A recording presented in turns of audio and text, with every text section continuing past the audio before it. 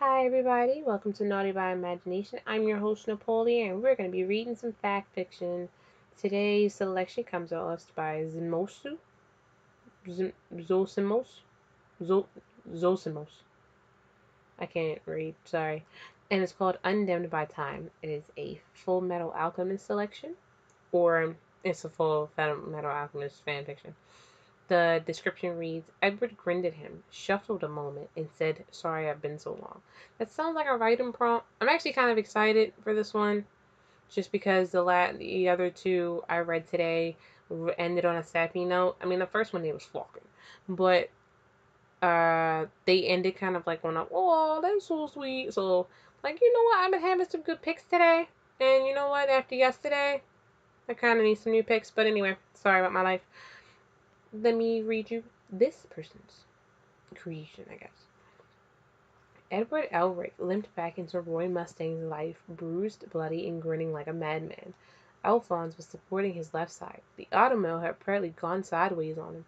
Otherwise, Roy had the distinct impression that Edward would have jumped him right then and there, in the middle of the debris and with half the military watching.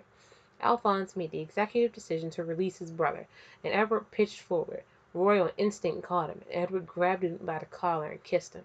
I came back, Edward said, sounding amazed that he had made it. Roy could laugh if he wasn't too busy kissing Edward right back. They shouldn't be doing this, but they are. The adrenaline, he'll say later. Right now, Edward. They did not have a lot of time together at first.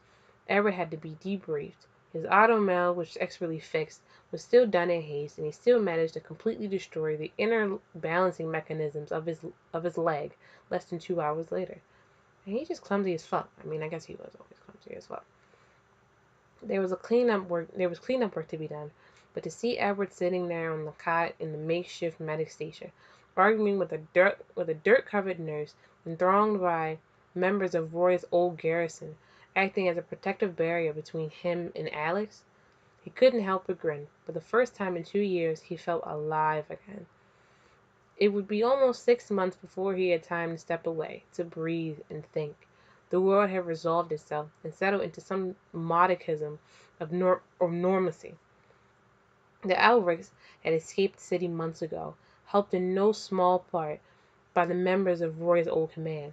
Technically, Edward was under court-martial for going AWOL in a time of crisis. Oddly enough, the paperwork for those proceedings seemed to have vanished completely. Roy was slowly picking up the pieces of his life he had left behind in the wake of his self-imposed exile. He had been revitalized. There was much work to be done, and such relief on his command's face to see Roy in central command again, even if he was going to have to work twice as hard to get back to where he was. It had been a long winter, and Edward brought back with him the spring. That's cute. The knock at his door had been a long time coming. Roy had a new place to live now, a simple flat several blocks from the base. He had lived out of the military dorms for a few months until a place opened up off base. It was nowhere near as nice as his home that he had been as an officer, but he didn't need that now. All he required was some privacy, a place to rack out, an ice box, and a few shelves for some books. When Roy opened the door, he almost didn't recognize the man standing there, but there was no way he could mistake those wolf gold eyes. Edward grinned at him, shuffled a moment, and said, Sorry I've been so long. He was dressed in clothes similar to what Roy saw him in last, a waistcoat and trousers, although they were cut more than the current Amestrian style. His sleeves rolled up to his elbow, and he wasn't wearing gloves. The automobile was different, too, from what Roy remembered. Edward was wearing a Tibly, which he took off when he stepped past. He looked around and frowned. This really your place? I mean, don't fucking come in here and insult my shit like that. Like, maybe I'm happy with it. Maybe I'm cool with it. Just say, oh, okay, nice place. Even if you don't mean it, don't just insult my shit. It's not too much, Reed said. His sitting room doubled as a study. There was a couch facing the fireplace. Hey, you got a fireplace. I used to have one. And a writing desk squeezed between two bookshelves that was covered with a hazmat mix of loose paper and books.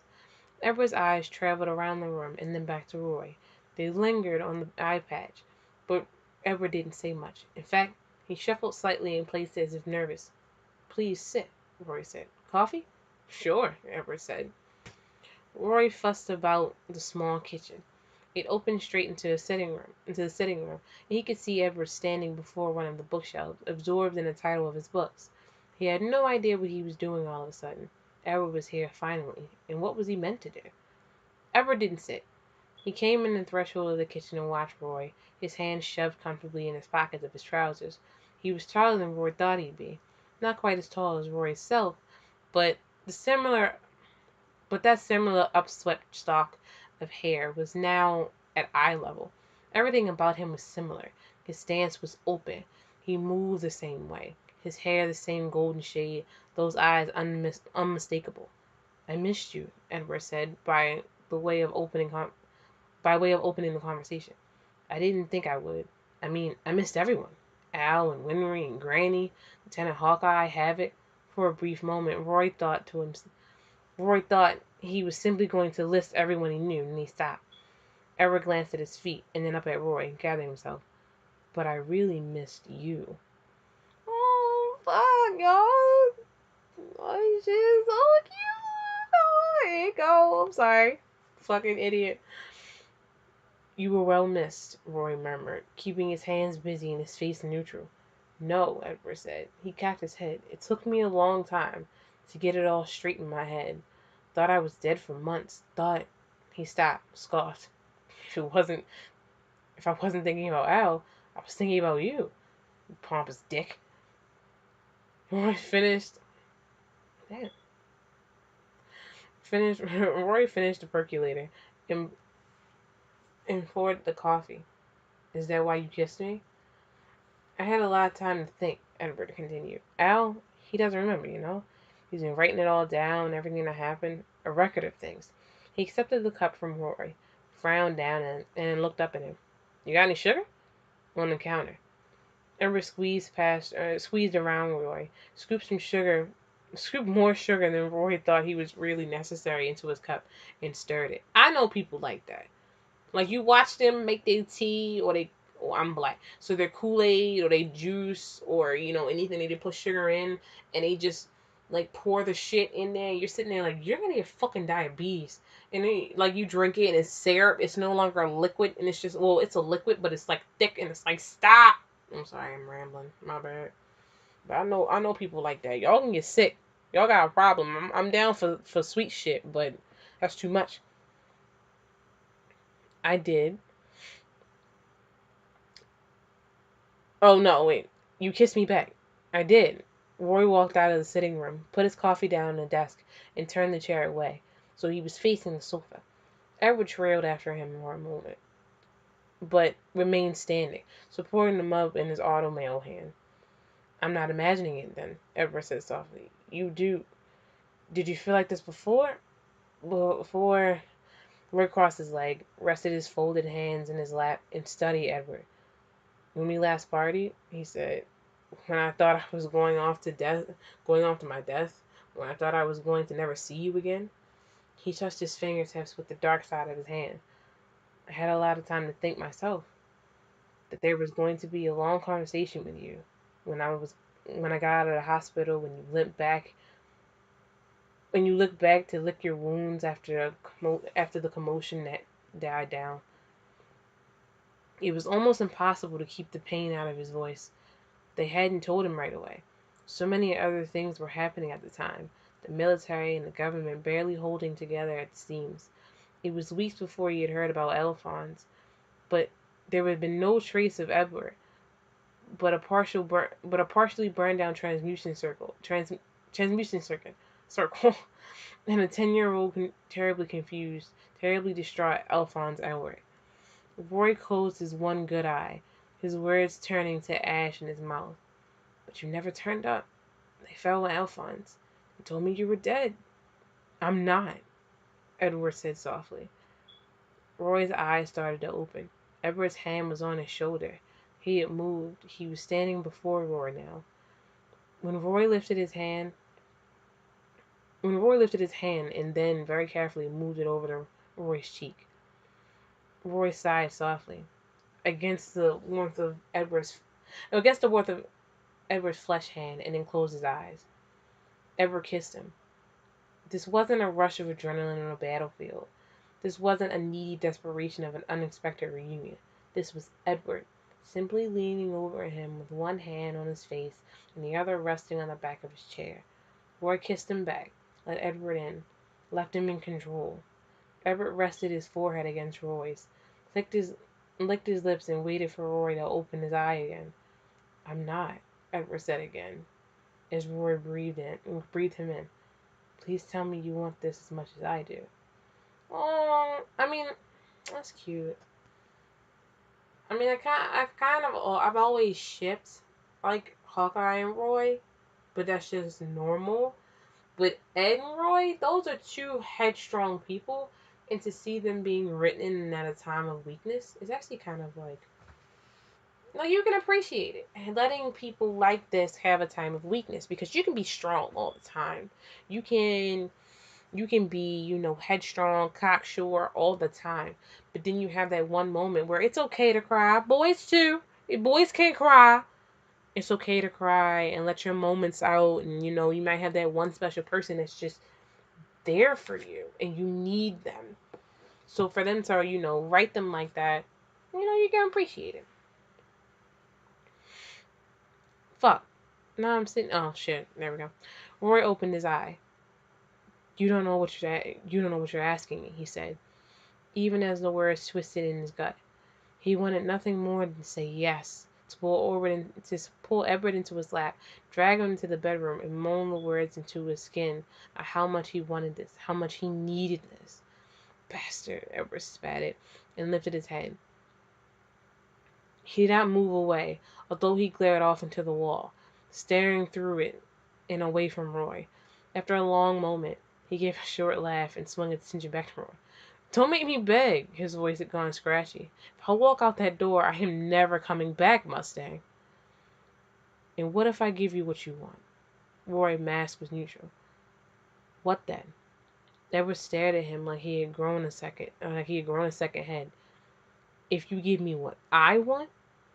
Now he did stand up and take a step back. Are you trying to piss me off? Because it's working. I need to know, Edward. His name felt foreign on Rory's tongue. All the times he so rarely spoke it. Because I do want it. Edward stiffly held shoulders relaxed. He exhaled, like he'd been holding a breath, and the crossed arms, crossed off angry posture softened. What then? He repeated. I don't know why I thought you would have changed. Everyone else has.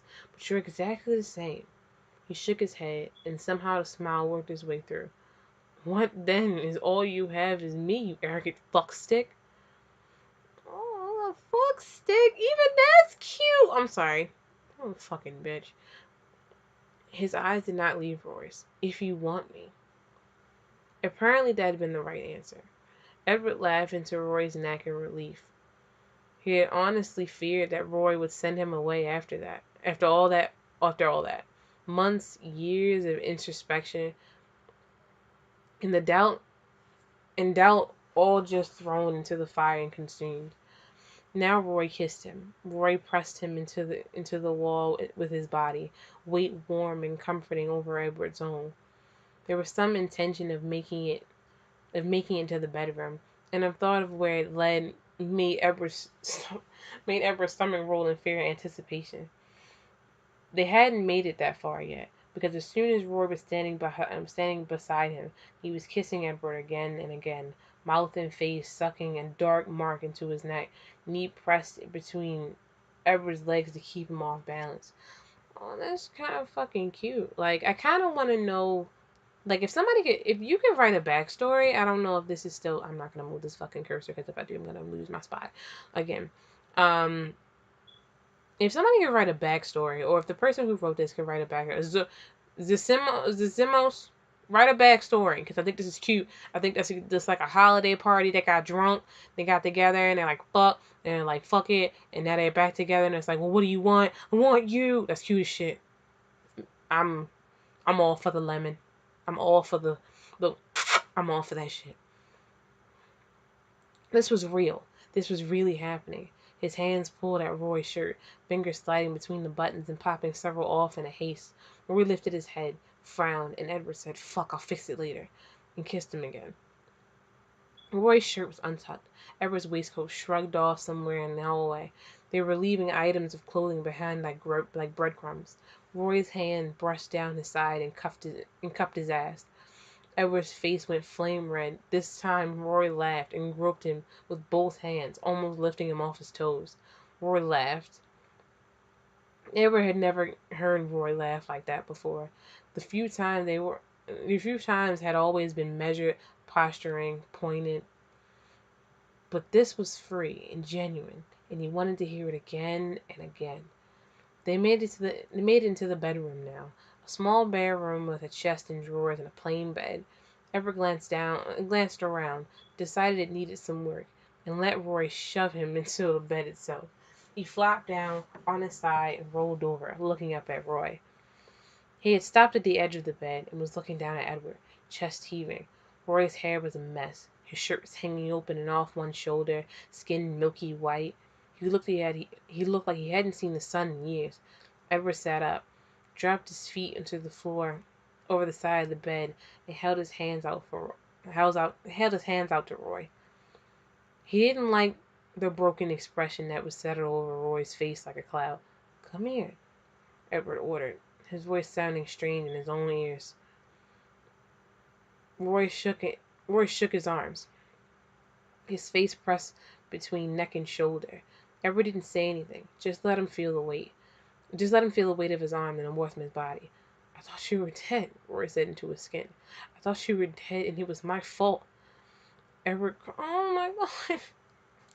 I'm fucking crying. Oh my God, I'm gonna cry in this closet. Don't ask me why I'm in the closet. Edward combed his fingers through Roy's hair and then kissed the side of his head above the patch.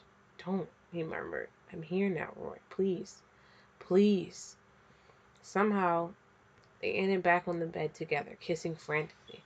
Edward didn't manage to get his shoe off of one foot, so his trousers hung off his leg. Roy didn't even get that far. They were too far gone in complete sentences. Edward gasped Roy's name into his shoulder, got a grip of his shirt, and tore it.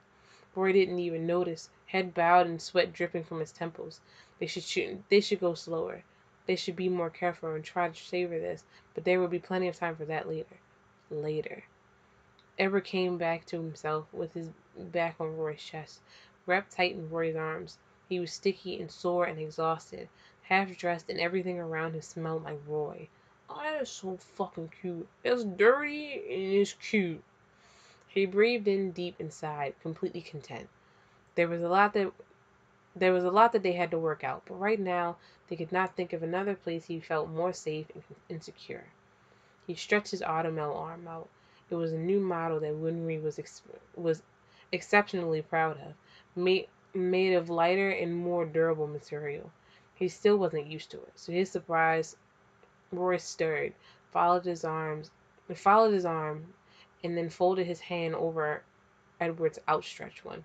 Roy pulled Edward's arm back, tucking his own over the top and sighing against the back of Edward's shoulder. "Can we stay like this?" Roy asked. Roy asked him softly, his breath warm. "Sure," Edward said. "I don't have anywhere else to be." He could imagine the smile on Roy's face as he nestled himself against Edward and slept. That is so cute. Oh my God. I've had nothing but I mean, they fucked in the other two, but they were still oh, did they fuck in the last one? I don't remember. But they were still cute. Oh, they cuddled at the end and shit like that. Oh, wait, no, not the last one. The last one was kind of serious. But it was still cute in a, oh my God, I'm worried about you thing. And this is kind of, nice. Again, two headstrong people, or two really headstrong, cocksure characters coming together and having a moment of weakness. That's really cute to me. Especially as a headstrong person myself. Sometimes I need that check. Not saying that I have, because that I need somebody to cuddle me and cry on their shoulders, but like sometimes if I'm arguing with someone and I feel like, of course, when you're arguing, you feel like you're right. Your point is always right. I go back to somebody and I tell them the scenario. Somebody who may or may not be biased to the situation. Somebody who's my friend that I haven't talked to in a long time, and just vent to them. Tell them both sides of how I'm feeling and then ask them, am I validated? Because sometimes I need that check. I need to come back and be like, well, maybe I'm wrong. Maybe I should think of it another way because I'm just into it. I'm going to argue with you. But maybe you're right. Maybe the situation is different. Maybe I should calm down. Maybe it's me. And the idea that you're on the brink of death, or you don't know if you're coming back, and then Roy's sitting here worried about you, the idea that he genuinely cares for you, and you go missing and you come back and it's just like, I'm back, I fucking made it, yes, and it's just like, yes, he made it, fuck, and it's like, that's cute as shit. That's cute as shit to me. Anyway, guys, thanks for listening. I hope I wasn't too annoying, but that's the end of Naughty by Imagination. I hope you guys enjoy. See you next time. I'm your host, Napoleon. Bye-bye.